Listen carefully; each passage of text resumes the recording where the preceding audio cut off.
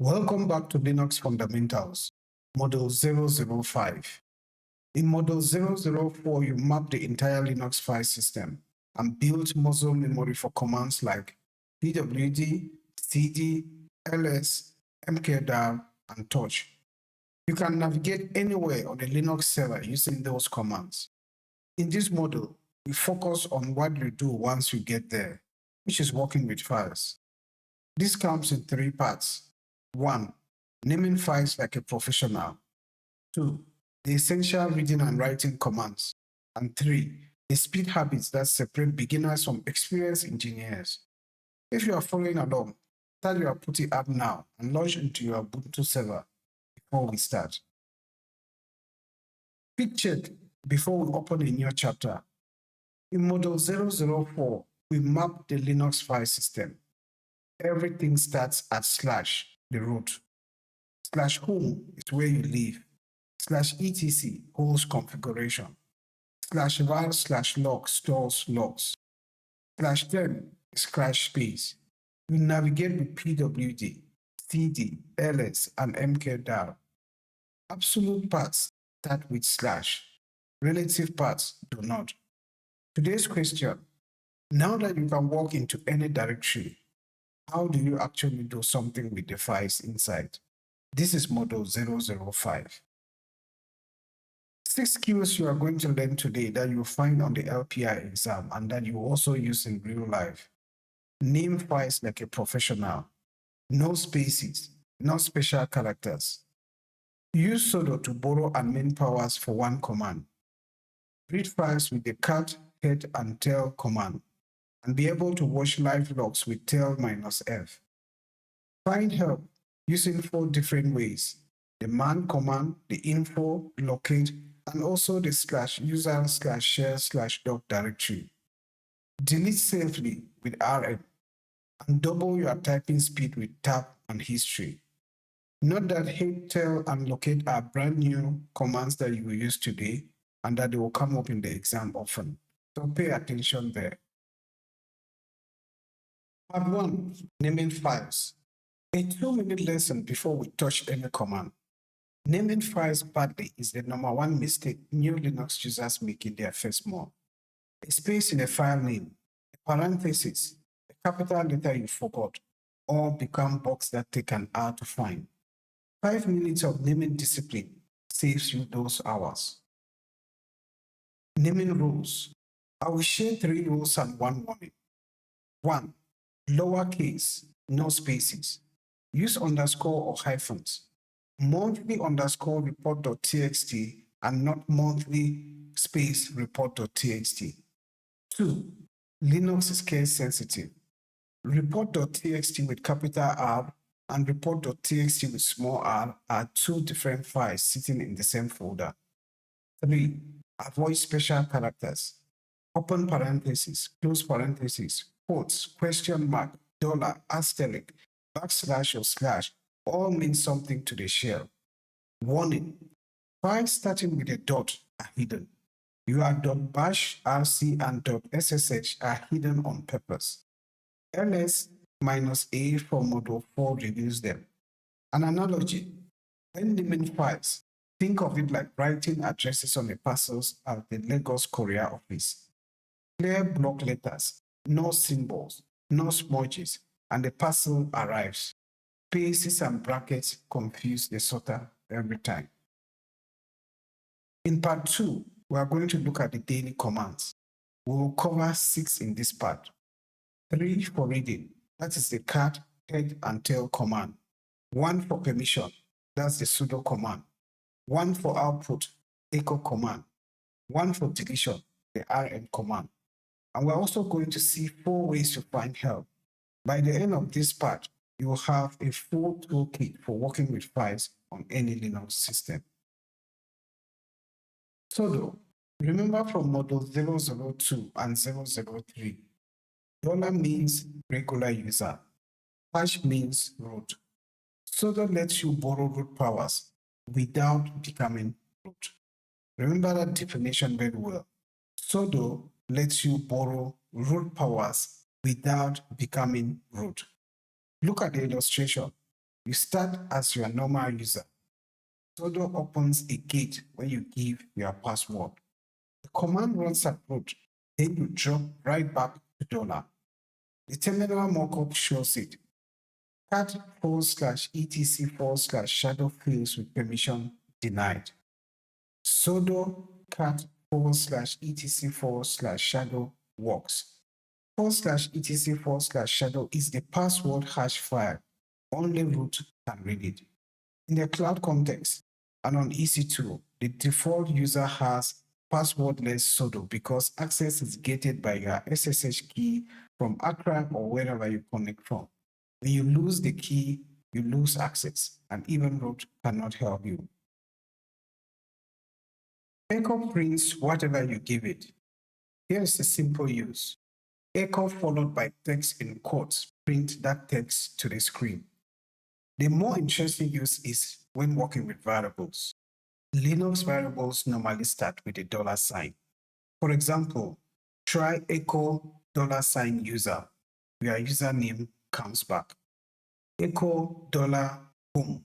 Your home directory is displayed. Echo $share. The /bin/bash is displayed. You can actually mix text and variables in the same echo command. You can run a whole command inside echo using the $ with brackets syntax. Try every form yourself on your EC2 instance as you follow along. Why does this matter? Every shell script you write and that you will write will use echo to print messages and debug output. That is one of the most used commands. It dumps file contents to the screen. Here is an example. Once you run the command cat/etc/hostname, it will show your server's name. cat/etc/os-release will actually show the kind of distribution you are working on. If you add the -n as an option to the cat command, it will show the display or the output using lines. You can create files with cat tool. Here is an example. Cat space followed by $, notes.txt, and then you type the text that you want to type, and then finish to save by using the Ctrl+D command. If you want to append text to a file that is already existing, make sure you use the double greater sign, because if you use just the normal greater sign, it will override the existing file, and we're going to see that in the demo. Warning, cat shows everything at once. For big files, we're going to use the command head, tail, or less, which is coming actually next. Next, let's do some command practice on what we have covered so far before we continue. So I'm going to go back to my shell. Okay, now that we are on the shell, I want to first of all start with the sudo command, how to borrow root for just one command. Now there's a file called /etc/shadow. This file can only be read by the root, right? So at the moment, I'm logging as Ubuntu. I'm logging as the user Ubuntu. It's also showing the $sign here, which means I'm just a regular user. Remember, if it is hash, it means that I am signing as root. So I'm just a regular user. I don't have root permissions. Now, what if I try to look into the content of this file by using the cat command, right? The cat command is used to look for the content of the file. So if I type cat/etc/shadow and hit enter, I get permission denied. Now take note of this. Each time you see permission denied when you are working in Linux, it means that you are lacking the necessary permissions to access that file. This file can only be accessed using root permissions. Now, Ubuntu, as we had seen earlier, is able to use the sudo command to ask for root permissions, and the root permissions will only be used when I want to execute the command cat/etc/shadow. So if I go ahead and do sudo and I do cat /etc/shadow. Let's see what happens this time around. It goes ahead and it gives me an output, right? I'm able to see now the content of the file /etc/shadow. Here is the content. This is because I did use the sudo command, which did borrow the root permissions that I was lacking earlier on. And then this command is able to execute. And after that is executed, I still remain a regular user because as you notice, I'm still using $, I'm still Ubuntu. So when you use sudo, sudo is used only for that command at that given moment. It does not mean that I'm going to become now root. Sudo is just used during this period. Okay, I hope that is quite clear. Now, let's move on and verify and look at how to print. I'm going to clear my screen using the clear command. How do I print text and variables onto the screen? So for example, if I use the command echo, that's the command echo is used for that. And I put in parentheses something like hello cloud, and I hit enter, that text is displayed back to me on the screen. So the command echo, and then I put a space with inverted commas, open and close, hello from cloud, will help me get text printed. But also I can try to look at variables. Variables we are still going to come to it. But let's say a variable, there's an example of a variable called user, and take note, variable here, I'm using capital letters. If I go ahead and hit enter, that's echo with a $sign in front of the user, and I hit enter, I'm going to get Ubuntu. So the variable user in capital letters stores the username that I'm currently working on. That is Ubuntu. I can already see from my login screen that I'm Ubuntu, add the host name, which is this IP address, and then of course I'm sitting in my current working directory, which is the home directory, right? So just remember that capital letters is used as the variable to store Ubuntu here. So capital user use. If I remember that if I use small letters, capital letters matters in Linux. So if I do this, I don't get any output because user with small letters is completely different from user with capital letters. We have seen that, right? Now, let me go ahead also and do echo and then $sign. I'm going to look at what is stored in the variable home, right? So I'm going to hit enter, and it tells me that my home directory is /home/Ubuntu. So this variable here stores the location of your home directory. Okay, now it can even get more interesting because we can also remember, we can look at echo shell. Let me do this first. Right? Echo shell, right? I hope we can recall what shell is. We did see shell earlier on when we were working, when we were defining how to interact with your system.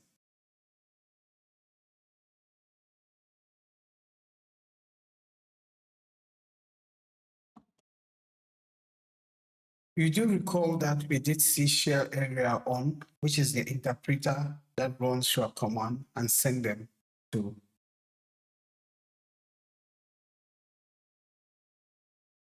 Now, if you all remember, we did see the shell, right? Here is a /bin/bash. And shell is basically, if you do recall, the interpreter that reads your commands and asks the kernel to run them. Okay. Now, the output of this file is Now, the output is /bin/bash. And if you can remember, we did see the shell, which is the interpreter that reads your command and asks the kernel to run them. That's something we did see earlier on. I want to introduce a new command here, which is the date command. As the name says, if I write date and put that, it shows me what the date of today is, Sunday, August the 9th. The time is 05:23:08. It's using the UTC standard time 2026. So I'm introducing this command because we are going to combine it with the echo command shortly. So that's the echo command. So now let's say I want to mix text, variables, and commands in one echo command. So I can use echo. I have my related commands, and if I type something like I am user, right? And I say my current directory. What's the command to look at your current directory? We have seen that. To execute a command inside echo, I need to put the $ in front of it. And then I'm going to put that in parentheses, like pwd. I want this command to be executed. And then I close that. Remember, I started up with quotation marks here. So echo is a command I'm using. I want to print out some text, but I want this to be executed, right? This is a variable that will be executed. But what happens, I want the output of a command also to be executed. I put the command in brackets. So I'm just showing this so that you should take note. If it is just a variable, I don't need to put brackets. But if it's a command that I want to be executed, I put executed, I put a $, I put brackets, and I have pwd. So if I go ahead and hit enter, what do I get? I am Ubuntu, right? Remember we did echo user earlier on and it gave us Ubuntu. So it shows I am Ubuntu. So this user here is replaced by Ubuntu. My current directory, I did miss, this was supposed to be a T, but I'm sure you get it.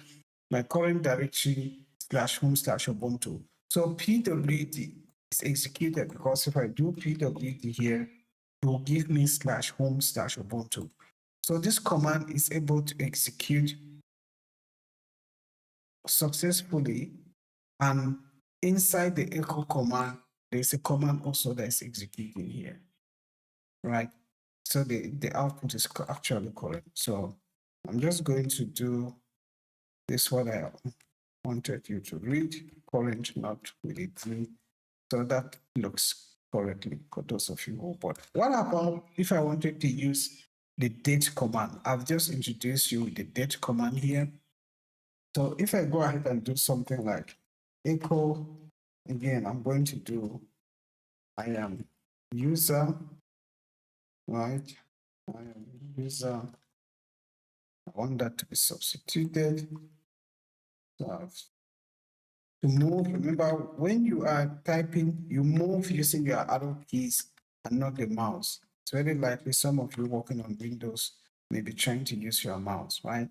So echo, I am $user, that's a variable.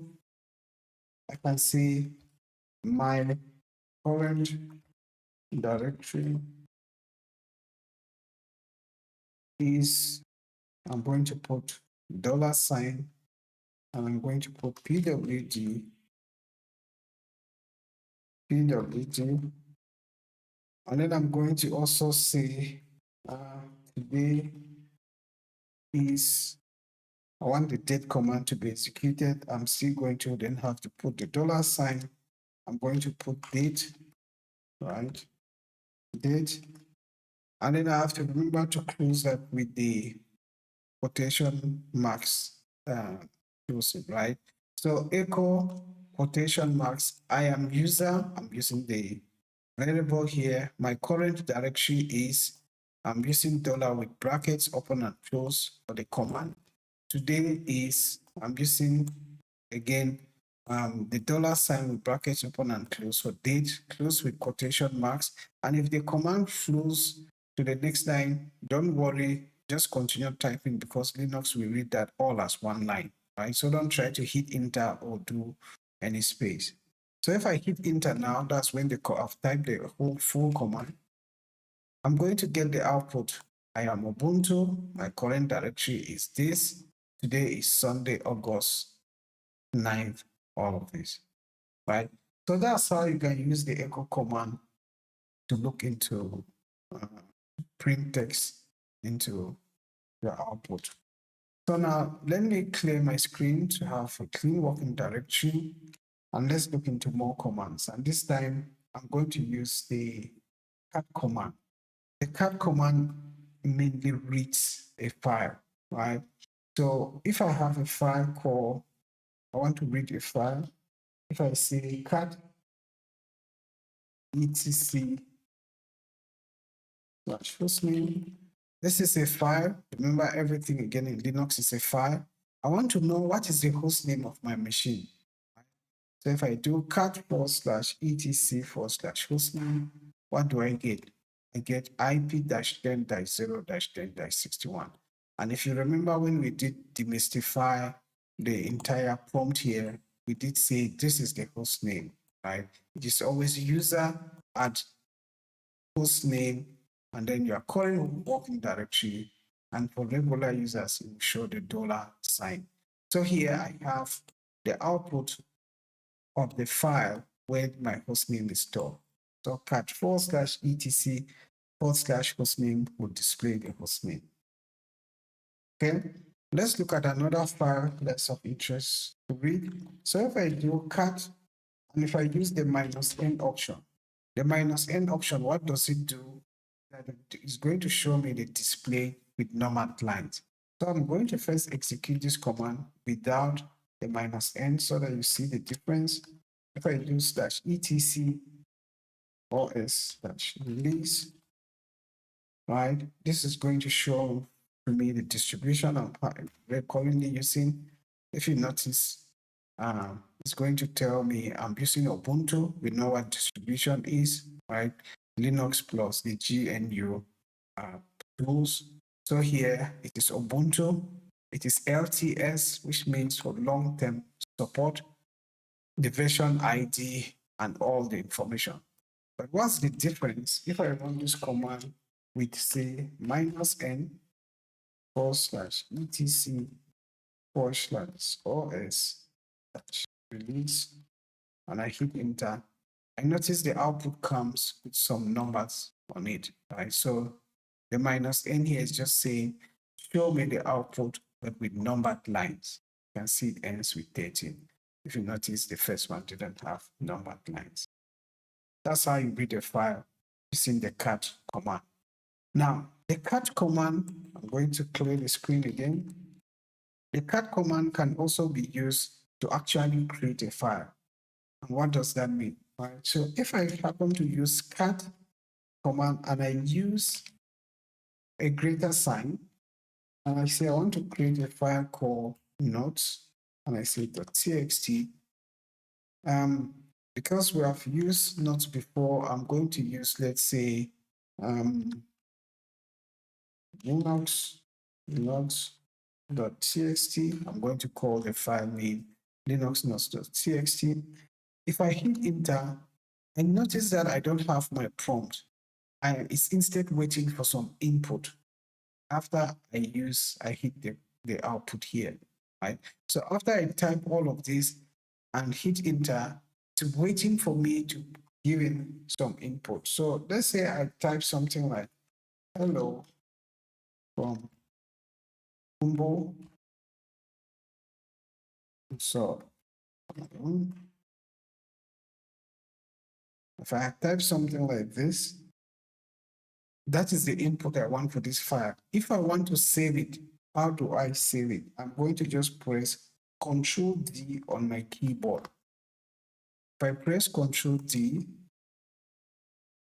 I immediately get my prompts back, right? So if I hit, so I have my prompt back. If I hit enter, and if I do an ls, ls will show the listing of the files that I have. If I do an ls, I see that I have a file called Linux notes.txt, right?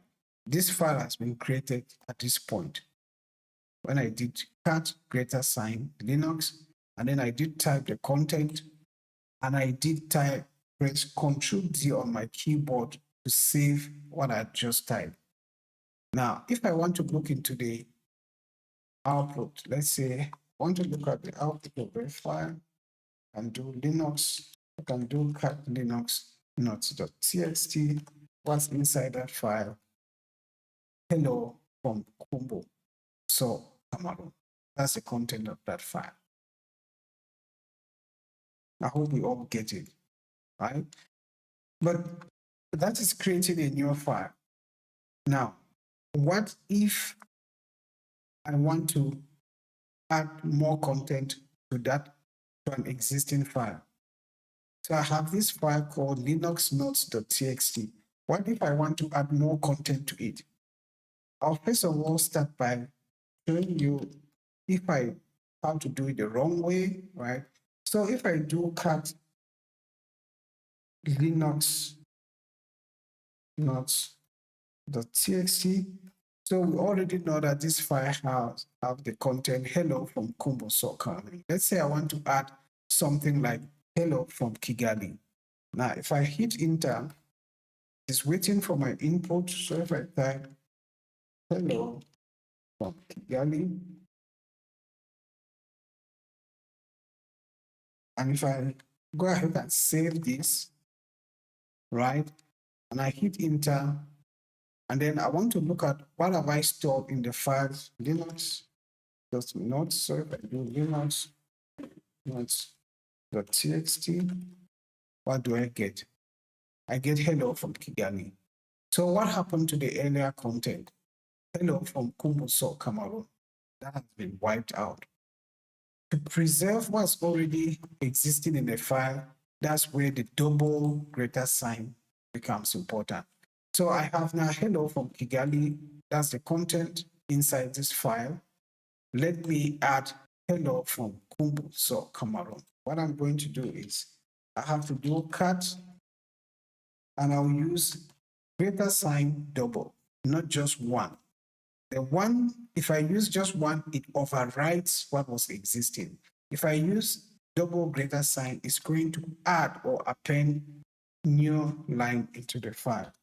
So if I go and I type Linux notes.txt,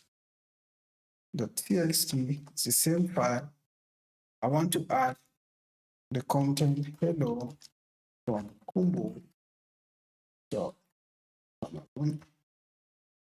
And I can hit enter here just to have space. And if I do now Ctrl D, and now let's view that content of that file, Linux notes.txt.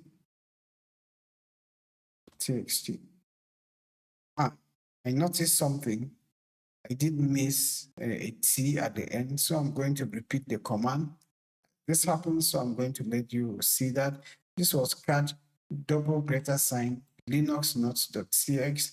This is a complete different file, so I'm going to add txt, right? Luckily, I did see that before I hit enter, and now I'm going to correct the mistake I made. So I'm going to do hello from Congo. So, right? I hit enter. And then I press Ctrl D. And now let me look at the content that is in the file cat linux.txt, right? Cat linux.txt. I notice now it has two lines. There's hello from Kigali and there's hello from Kumbo, so Cameroon. So what is the lesson to learn from here? If you do cat with just one greater sign, Linux notes.txt, if the file Linux notes.txt does not exist, that file will be created and the content hello from Kigali was the content I did use to create for this file, right? That will be added. Now, if I want to add content to an existing file, Linux notes.txt, if I want to add content, I use the double greater sign, cat double greater sign, linux.txt, and then I type the content that I want to be added in that file, And if I do cat linux.txt, I'll see hello from Kigali, hello from Kubo.Cameroon. And I'll just go ahead and finish this demo by saying, what if I make a mistake and I just do cat greater sign linux notes.txt, and let's say I wanted to type something like hello from Germany, right? So if I have cat linux notes.txt, I've used just one greater sign. What I expect is that I'm going to overwrite everything that is inside this file, and I only have now hello from Germany. So let's do that and see what hello from Germany, right? I have to always press Ctrl D to save. So I press Ctrl D and then it saves the file. So if I do now cat linux notes, I want to see what's in that file, .txt. I notice I have now only hello from Germany. Because I used the greater sign and I typed this, it did override the content that was originally there. Okay, now I hope that was quite clear. It was practice, and I encourage everyone to try that back on their terminal. So let's return back to our PowerPoint slides and see what we need to do.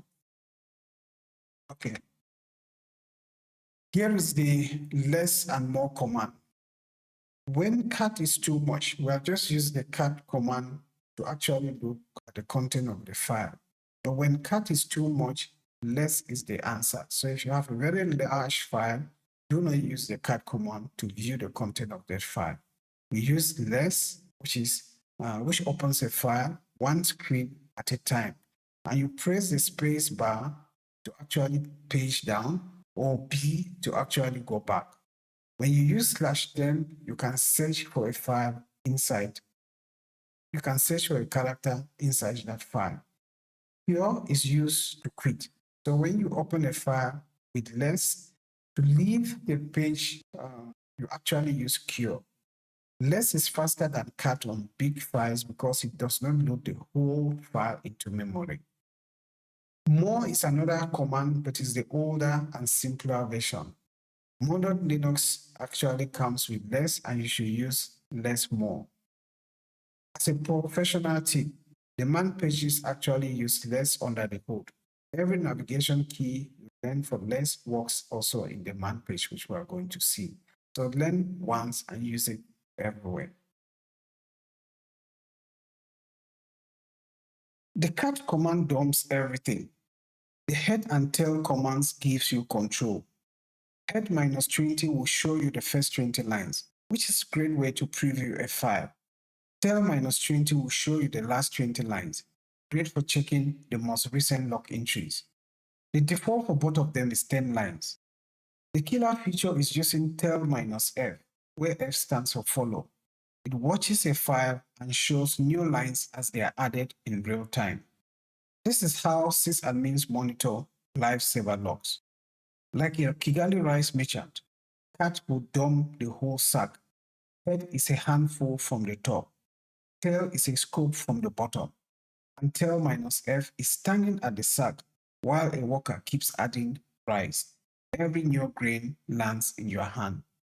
Now, for the LPI exams, take note that head, tail, and cat commands are all tested.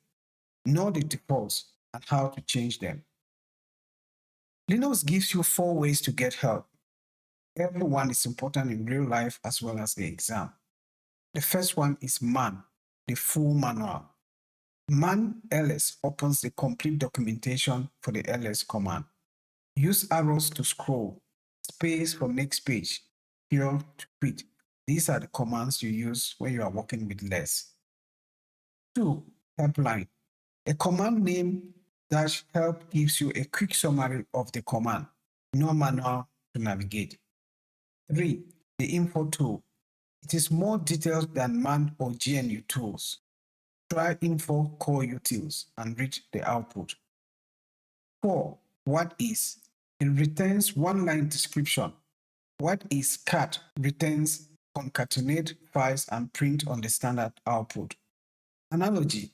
Man is the Douala manufacturer's helpline. Help is the quick reference card. Tap to the box.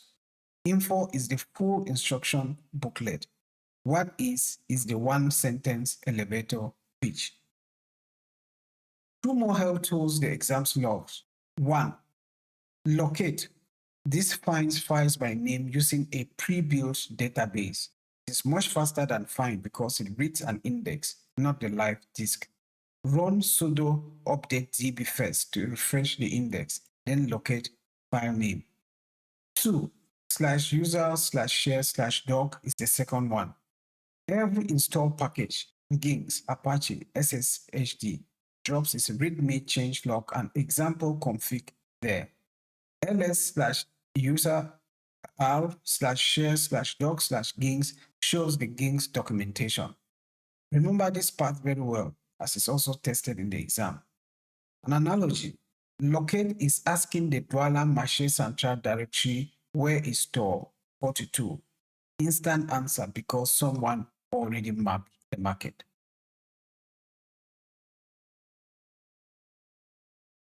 RM is one of the most powerful and dangerous commands in Linux.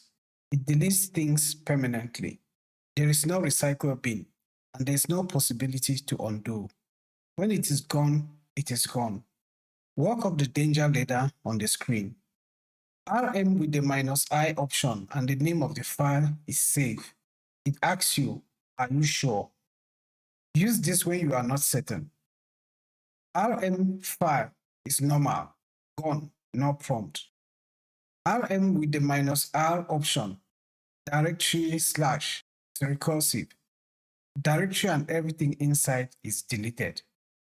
RM -RF / is never.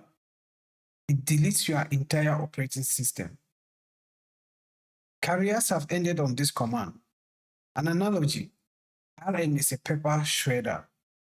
RM-I is a shredder with a confirm button. RM-RF is the auto-fit shredder that does not ask. Two small but useful tools: WC, count lines, words, and characters. WC-L, using the L option, /etc/passwd tells you exactly how many users are on the system.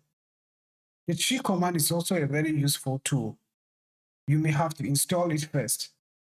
Using the command sudo apt-get install tree on Ubuntu or sudo dnf install tree on Amazon Linux or Fedora. It's a nicer and nested ls command. You can limit how deep it goes with the -L too, so it does not flood the entire screen. You can also use the -A so that hidden files are indicated. We are going to cover more of this in our labs. Bash remembers everything. Now, you can use the history command to show every command that you have typed. The single most useful trick on this slide is the sudo bang bang. You will forget sudo.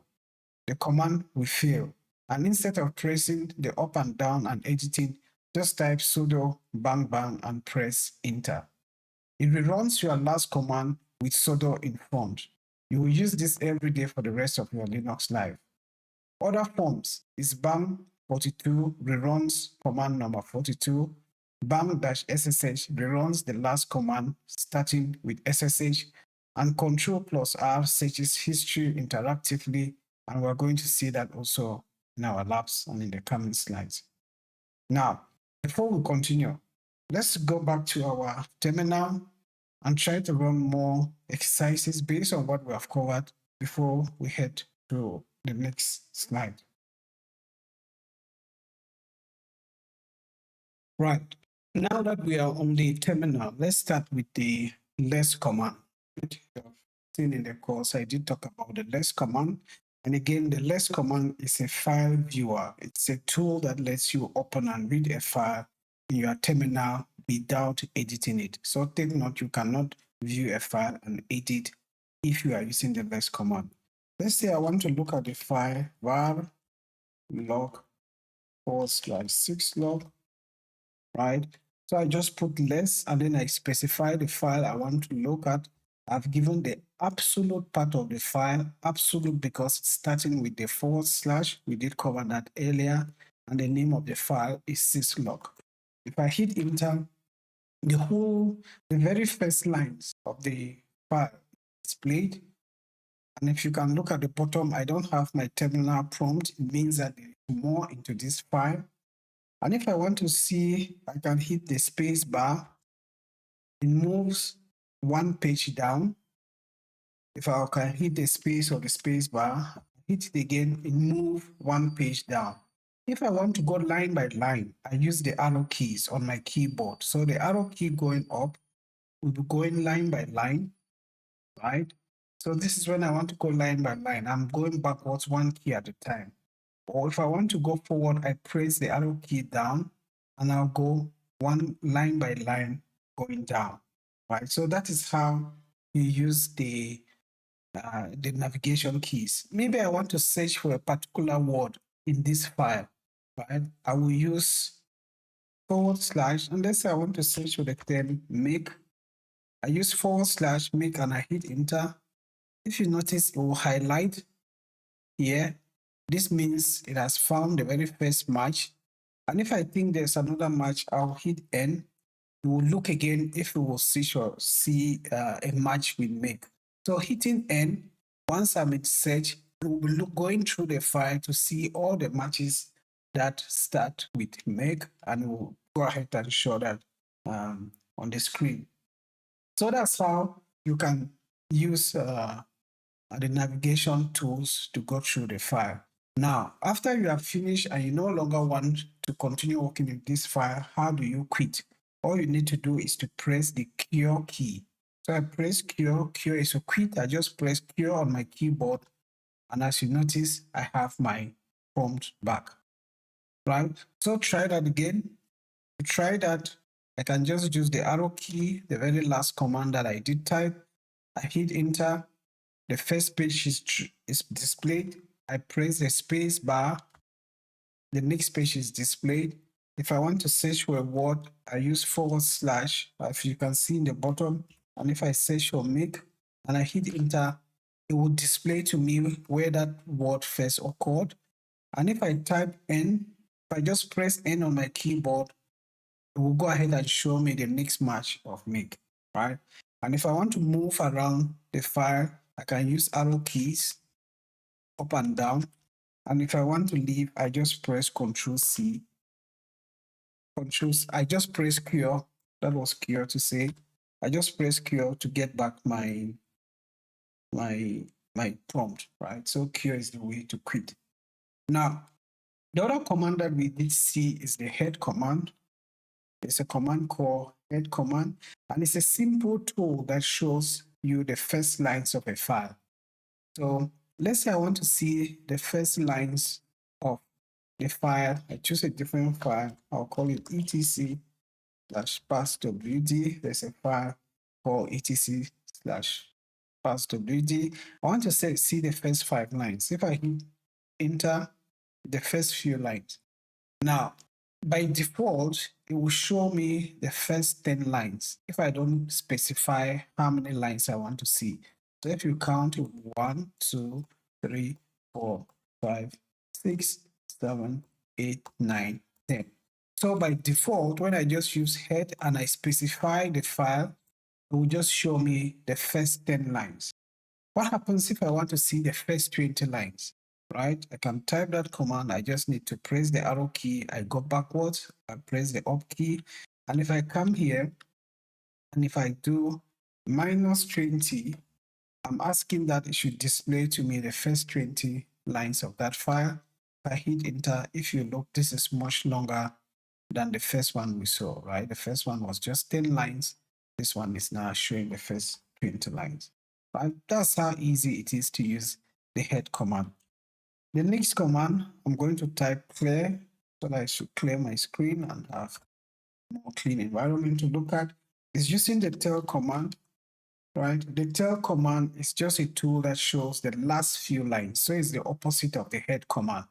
So if I do tail, again, let's look at etc/pathwd. And if I hit enter, it shows me the last 10 lines. By default, if I don't specify how many lines it should show, will show me the last 10 lines of that file. right? If I wanted to show the last 20 lines, again, I press the arrow key upwards so that the last command I type is displayed. I use the arrow key to the left, and then I use -20. And if I hit enter, it will show me the last 20 lines of that file. Okay, so that's how you use the tail command. Now, there's another option, tail -F. I want to have a clear screen to demonstrate this. Tail -F actually shows you new lines as they arrive on the file, right? So tail -F, for example, if I wanted to be watching the logs as they arrive on this file, I can do this tail -F. And as you notice, it stops at this point, which means no new lines are being added into this file.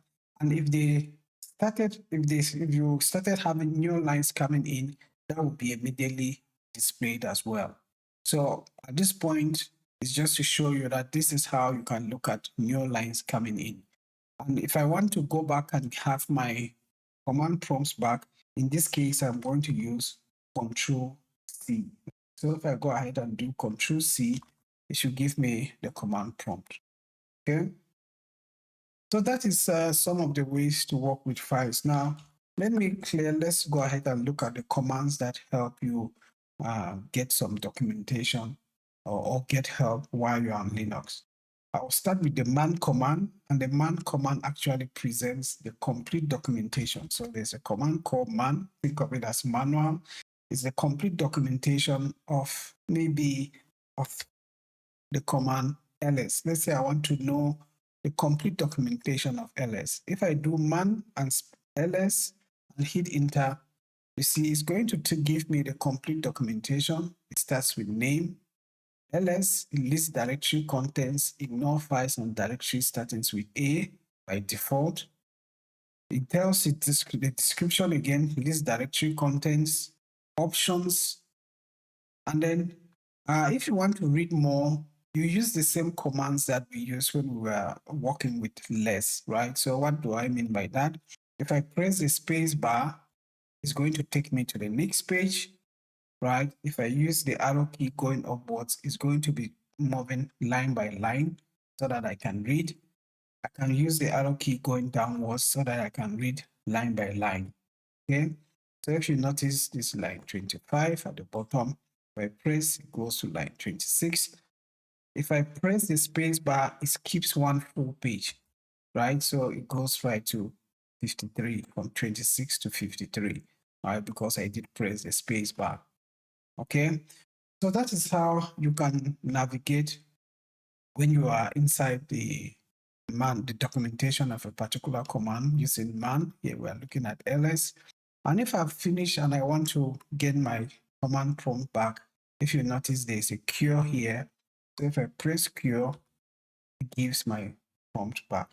That's how you can look for information about the ls command. And any other command, it will be man. Which other command have we seen? pwd. I hit enter, it will tell you what the pwd command is. Display full file name of the current working directory. Okay, and then cure to quit. Now, the next one is the helpline, right? So the helpline actually provides you some information, but this one brief. For example, if I need help regarding using the command ls, I can go ahead and type ls-help, hit enter, and as you notice, it's going to give me again, it will define list directory contents, ignore files and directories starting with A. The usage is you start with an ls. Arguments, you could give a path. So, for example, you see ls option and then file, right? So the options could be -l, which is the long listing, right, that we have seen. Another option that we have seen is the -h or -a, but there are different ones here that you will cover. The key ones that will be used and that we'll always see is the -l. So you have it goes ahead to tell you how to use the command ls, you give the option and then the file.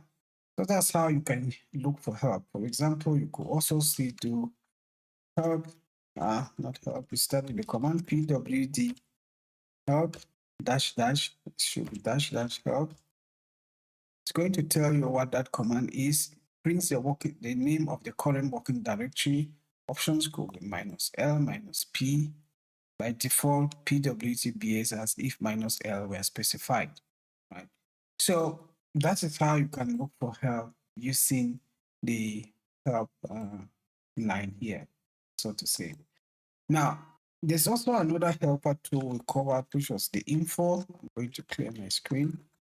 The info command. So this is a bit more detailed than man on GNU tools. So for example, if I were to do info ls, let's look at what's the difference between info ls here. We already saw man ls. So if I do info ls, look at what it spills out here. The ls program lists information about files, options, and file arguments can be intermixed arbitrarily. And by default, ls lists each directory's content alphabetically. So it's a whole detailed information about ls here. I can use the space bar to move again from one page to another, right? This is now right at the bottom of the page. And I can use the arrow key if I want to move one line at a time, right? So that's how you can get information about the ls command if you just want to stay on Linux. Again, once I'm done, if I want to go away, I press Ctrl+C and it will give my command line back. The next command that I want us to look at is the whatis command. Whatis. So if I do whatis ls, it's very brief.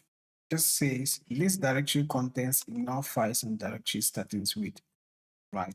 It's a very brief command. If I do whatis pwd, display full file name of the current working directory. So this kind of gives a very brief summary of what a particular command is, right? So this is more of like summarizing than looking at the whole content. If you just want a specific explanation of what a command is. Now, there's also a command called locate, which searches a pre-built index, so to say, and not the live disk. So the command is called locate. And in some cases, you may need to install it. So if you run the command, let's say you want to run the command locate, I want to look at the SSD configuration file. I want to know where that is. It kind of searches for a file on a disk. So if I type this and maybe if I hit enter, in some cases you may not get the output or you may complain that this file, that this command doesn't exist. So if you experience that, what you need to do is to install, all of you should now be experts in installing software on Linux. And on Ubuntu, it should be install plocate, right? Notice that it is plocate. Don't forget the P in front. Once you hit this command, it will check and install. But in my case, I already have it installed. And one good thing you should always do is always run the command sudo update db before you run the command, whatever thing you want to look for. So if I go ahead and begin to locate ssh d_config, it will still point to me the different files that have to be for the SSD configuration. So locate is actually looking for files in your system, but it searches a pre-built index. When you run sudo update db, it refreshes that index before you run the command. This helps you to get the most up-to-date information. Okay. Another place to look for information is the /user/share/doc. So there's a location called /user/share/doc. Right? You may want to just do an ls to see what's in this location. And let's say I'm going to type this. I want to see just the first 5 lines. So I use the command pipe You have heard me said that a couple of times. I want to see just the first 5 lines of that file, and I can see that it has add user here. There's a command we are going to see earlier on, later on. Add user is comes early on in that list, in that documentation. So this is a documentation where you can come and look at the different files that are how to use some of the commands. So let's say, let's just do doc, and we do user. Let's see what's in there, right? You see it has some information about the command add user.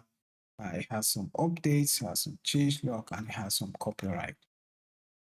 You rarely use this. The other commands are really quite good enough for you to look in. But you need to know this, especially for the exam. But in real life, there are many places you can look for, especially as some of you are using the AI assistant.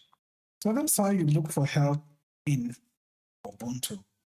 Now, we also covered one of the most interesting commands, which is the rm command, which is to remove, right? So it's a very important command, and to use it, I want us to start by doing an ls.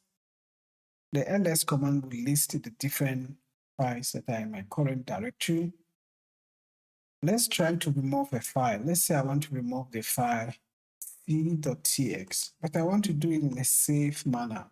So I'm going to do remove, and I'm going to give it the option -i, right? And I'm going to say I want to remove the file c.txt. If I hit enter, it's going to ask me remove regular file c.txt. So when I use the -i option, I want it to always ask me if I really want to remove that file. And if I type a Y and hit enter, it goes ahead and remove it. Again, remember that with Linux, remove means everything is deleted. You can't have it back. You can't go to the dustbin and try to bring it back. You can't undo that task. So if I do an ls here, I'll notice that the file c.txt is no longer present because it was present above here when I did an ls. I did rm -i c.txt, and I did an ls. Now I cannot see it. I can only see A and B, right? So that's how you can remove a file using the -i option. What about removing a folder? Now, let's look at this folder, projects1. We have seen the command rmdir, which was removing an empty folder. But what about the folder that has content? Let me first look at this folder. We do an ls projects1. What's inside that folder? That folder contains another folder called API1. Let's look at what's inside API1. It contains another folder called v11. We created this sometime in the past, right? When we started the course. So I'm just trying to show that the folder projects1 is not empty. Let's say I want to remove that projects1. So if I do rm projects1, let's see if this will work. See, it says it cannot remove projects1 is a directory. The major reason here is you cannot use rm and remove a directory, especially when it has contents so simple like that. So you need an option. And here, this is when you use the -r and f option. So if I do rm -r and f, and then I say projects1, let's watch and see what will happen. R there is for recursive. Is going to delete everything inside the project's directory, and if the directory contains also directories, it will delete everything. So it's working recursively. So if I run this command now, what I expect is that projects1 should be deleted and every content inside it should be deleted. So this is a command when you want to delete a folder and all its contents. So if I hit enter, complete, it doesn't give me any error message again. And if I do an ls, I notice that the folder projects1 no longer appears because it deleted everything, including projects1. If I look up here, I had projects one earlier on. When I run ls projects one, it had a folder API1. Sorry, go back to my screen. And then I noticed also that API1 had another folder v11. And when I tried to remove it without the -rf option, it did fail. But now when I apply rm-rf projects one using that option, it did complete successfully, and an ls shows that it no longer exists. Right? So that's how you empty a directory. Now, let's go ahead and look at another command here. That's of interest. I'm going to clear my screen. Is the wc command, which basically counts the lines or count the lines in the file. So if I use a -l option, so if I do wetc that's plus wd here. So the w /etc/passwd gives an output here where 34 indicates the number of lines that are present in that file. 52 represents the number of words, so groups of characters separated by spaces. And the 1792 here represents the bytes or the space that the file is currently occupying, which is, and then the file itself /etc/passwd. So that's the default if you do wc/etc/passwd. What if I'm interested with just the number of lines that this file occupies? So I can do wc-l, makes sense, /etc/passwd, hit enter. Is going to report that I have just 34 lines, right? So that's how you can use the wc command to be able to view the number of lines present in a file. Now, the next command I want to show you is the tree command. And in most cases, you need to install it first. So sudo, we are using Ubuntu, you need to run sudo app install tree, sudo app install tree. So that's all you need to do. There's a command here called tree. So first of all, do sudo app get install tree. For most of you, I know you are running Ubuntu. If you hit enter, it will go ahead and ask you to confirm, and you do that with a yes or Y, and it will install. In my case, it's already installed and I don't need to install it again. Now, how do you use the command? Right? I want to show you here.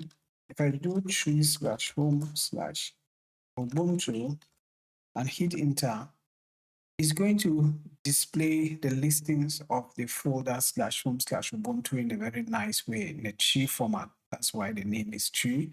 So if you see it says in /home/Ubuntu, there are files, right? Remember, if I do ls, let me compare that with ls, you see it's listing the same information, but in a tree format. There are files. You can recognize that there are folders. There's a backup docs, just like we have backup and docs here. Photos, and then there's projects, but it's able to show me that inside projects there's a folder API and there's another folder for v1, right?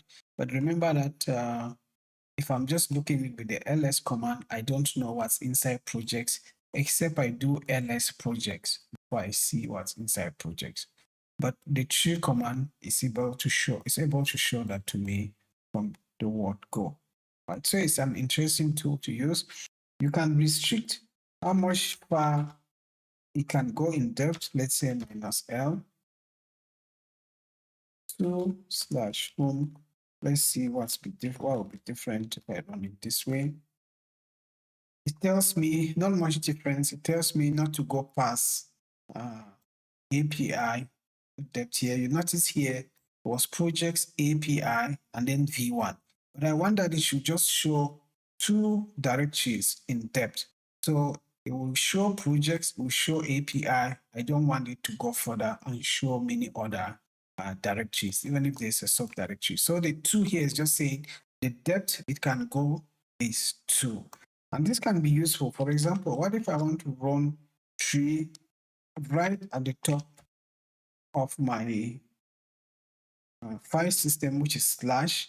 If I hit enter, If you notice, there are three, it's able to give me a nice tree, but it does not go very far, because if I just run that command without the depth, it will be so massive, right? So it just goes, it shows both, it shows group, that's all. It doesn't go any further, right? So basically, the tree command is just a way to list the contents of your directory in a nice manner. And you can use the -a option. If I do -a -home, this is almost similar to what we had in the ls-a. Remember, it shows hidden files. So if I do tree -a, I'm saying that it should also show hidden files. So tree -a/home/ubuntu, it shows hidden files. Remember, if I do ls, I see just the files. If I do ls-a, it shows me also the hidden files, which is the same thing that is showing here, the hidden files as well, right? So this is a very interesting tool you can install so that you can be able to see your entire content of your directory. The last one is the history command. The history command display all the commands that you have used in your system. So if I just type history and hit enter, it's going to show the list of all the commands I've typed, which can be very easy to look at. What commands have I typed on this system since its creation? And as you can see, I've typed 418 commands, including the history command, right? So I can see that the last command I typed was clear. The other one is ls-a, ls-tree-a. So you can go ahead and just see what has been typed on the machine. This can be very useful for troubleshooting. You can come and maybe something happened to the system. You can type the history command to see what were the last commands that were typed on the system. Maybe it could point out to a particular. You can also play around with the history command. Let's say if I want to see just the last 6 lines of the history command, what happens? Again, remember pipe. I want to see the last lines. Remember tail as well. So I take the history command, I take all its output and I give it to tail, and I say show me the last 6 lines with the -6. So if I hit enter, it shows me just the last 6 commands that I use in the history here. Right? I hope you find that interesting. Another one is the bang bang command. Exclamation marks in Linux is at times referred to as bang bang, right? So the bang bang command, what does it do? It's going to rerun the last command always. So if I just type bang bang and hit enter, what happens is that it's just going to rerun the very last command, right? So if I hit bang bang again and hit enter, just exclamation mark, and hit enter, it reruns the very last command. So if you want to repeat the last command, that's what you can do. But let's say I type history, I want the whole history, and I have a command here, 407. I want to run this command again. I notice it's 407. Let's say I don't want to repeat typing the whole command. I can just do 407. I'm basically instructing that the command with label 407 should be rerun. If I hit enter, what's that? 407. Right. I'm using double bang. It should be one bang, right? So if I have the command, it should be one bang. Okay. I was typing bang bang all along. So if I want to rerun again, I start all over. Let's say I want to rerun the command 407. I'm going to use a bang or exclamation mark 407. And if I hit enter, if you notice, it's going to notice that the command was sudo apt get install 407 was sudo apt get install. It's going to run that command, and again, it's trying to install the tree command, and it realized that that was already installed. Stop. So if you look at your history, and it's a particular command you want to run, for example, if I want to run this command, man pwd, and I don't want to type it, I know it's 371, I can just do bang or exclamation mark, and I say, what was that? Any command here, let's just pick 395. I want to see that command again, 395 was the output. I hit enter. it's just going to do wc/etc/password is the command, and it's going to give me the output by just using this. Try that and bring any questions if you have any. The other one is, let's say, again, I want to install the tree command. Let's say you make a mistake, which happens a lot of time. And then you say you want to install the tree command. You hit enter. It tells me I cannot run that command, right? Permission denied because I'm not root. Because I'm Ubuntu, I can use the sudo command. Let's say I don't want to retype this command. What do? I just basically do sudo, and I put bang bang here, which means attach sudo to the last command. If I hit enter, it's going to then just do sudo apt install tree, right? So if you type a command like this and you notice that your permission has just been denied, you needed to use sudo, just type sudo bang and for space bang bang, and it's going to rerun the last command with sudo appended in front, right? Try that, and I'm sure you're going to find it quite interesting. Okay, let's say I have the history command again.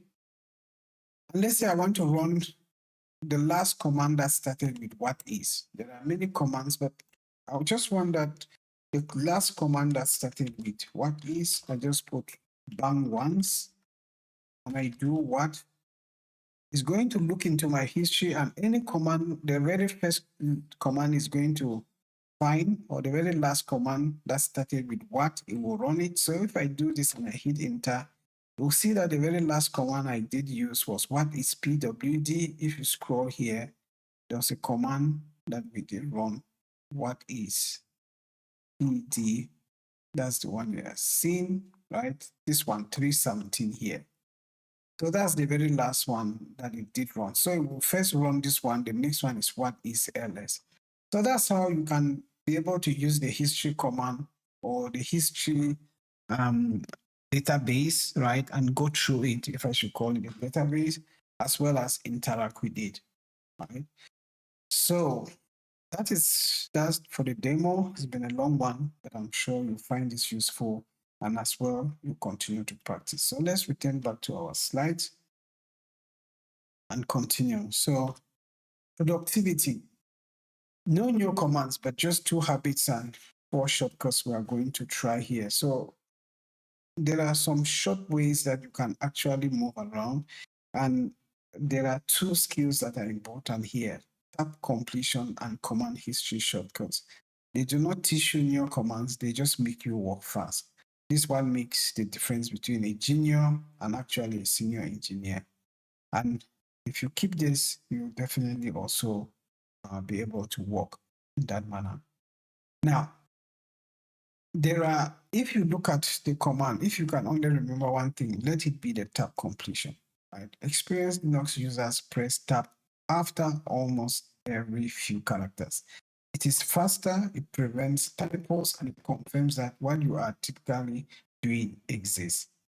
So try this now on your terminal as you follow along. For example, type cd/ho, then press the tab key. You will notice that it will autocomplete to home. Let me just quickly show that to you. I'm going to clear the screen. So if I go ahead and type cd/ho, and if I hit the tab key, it automatically completes that. I mean, I just hit the tab key, yes, so it completed home/Ubuntu. But let me go back in.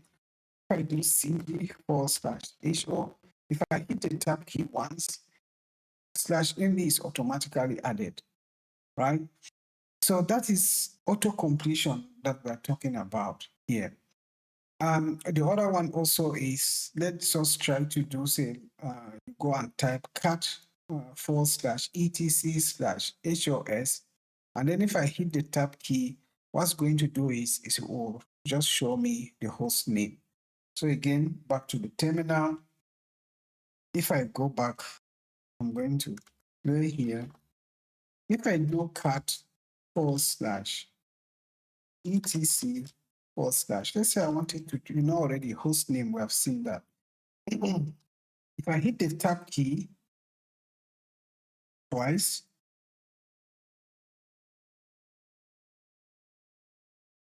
Right. So if I have host and I have end here, if I hit the tab key, it automatically completes and I can see what the host name is, right?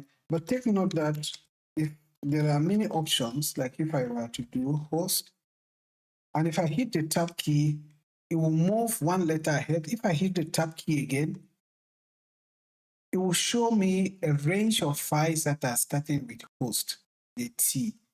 And let's say I wanted to make sure that I wanted to come to host name, then I add an N, hit the tab key again, it will automatically complete because it is only host name here that has host N in this area here, right? And if I hit enter, it will show me a host name. We have seen that command. So basically, using this, the auto completion, which I recommend that you should use often, it allows commands starting with a particular uh, group of characters to be displayed. And it's a very easy way to navigate and without making errors. It's the biggest productivity boost. We are going to be using it often, and you are able to see how that works. We could try a cd/v tap tap and then see how it looks like, right? So try that and let me know how it works for you. Okay. So the next, let's go back to, let's continue. Now, for keys you also use every minute here. There are also shortcut. Ctrl+L will always clear the screen. You notice I always type clear, but if you go back to your screen and if you do Ctrl+L, I've mentioned earlier on, if I just press Ctrl+L, clears my screen as well. But I've always used just C, a clear. Now, Ctrl+C cancel any running command. If you have a command running and you want to stop it, just go and do Ctrl+C. You immediately kill it and you get back your command prompt. Ctrl+D, end of input or log out from the shell. We have seen that if you want to exit the shell, you can actually press Ctrl+D. Now you press Ctrl+R when you start typing and Bash will find the last matching command. Up and down arrow keys will walk you as well, but Ctrl+R jumps directly into that particular point. Keep these four in mind. They are not optional, but they are actually some of the commands that you can use. They are keyboard equivalent of breaks and signals. All right. So 7 things to work out with. Lowercase, no spaces, no special characters in file names. Sudo is a temporary VIP pass. It expires after one command. Echo prints text and variables, the foundation of every script. Cat, head, tail reads files, all of them, right? Top, bottom.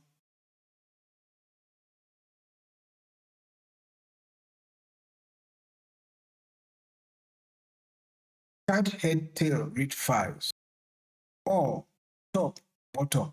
When you add -F to follow live logs.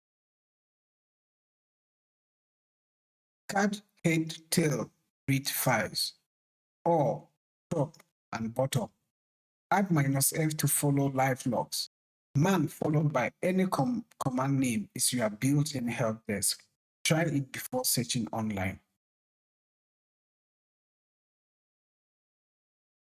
That is model 005. You can now name files like a professional. Borrow admin power safely with sudo. You can read files 3 ways with cat, head, and tail. You can get help using the 4 ways that we discussed: man, help, info, as well as a /user/share/doc directory. You can delete permanently and be careful with RM and move at twice the speed with tab completion and sudo bang. Before you move on, ask yourself 2 questions. What is the difference between cat, head, and tail? And what is the safest way flag to use the RM when you are not sure about a file? The answers are key. The answers are in the takeaway slide. The shell is unforgiving. That is exactly why you can trust it. Complete the lab and knowledge check as well as LPI style questions. Do not forget Kimo, our AI learning assistant, available right here in the course. If anything from this model is still unclear, ask Kimo to explain in a different way. If you want more practice questions on the prompt, ask Kimo to quiz you. You can still discuss in the Discord channel or reach out if you are still struggling. In Module 006, we shall look at file operations, variables and shell, as well as power tools. Morakosi, Bereven, Sante, and see you in the next module.